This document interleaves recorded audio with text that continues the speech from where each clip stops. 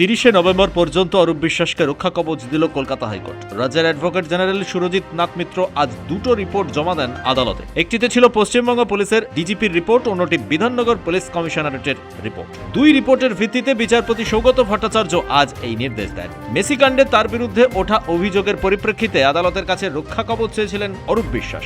রাজ্যের প্রাক্তন মন্ত্রীর বিরুদ্ধে অভিযোগ ওঠে, লিওনেল মেসি কলকাতায় আসার পর সল্টলেক স্টেডিয়ামে তাকে দেখতে ভিড় জমিয়েছিলেন দর্শকরা, কিন্তু তৎকালীন ক্রীড়ামন্ত্রী অরূপ বিশ্বাস তার পরিবার ও অন্যান্য অনেককে মাঠে ঢুকিয়ে দেন কোনো ডেকোরাম না মেনেই। এমনটাই অভিযোগ করেছিলেন অনুষ্ঠানের উদ্যোক্তা শতদ্রু দত্ত। ফলে চরম বিশৃঙ্খলা তৈরি হয়, মেসি চলে যান।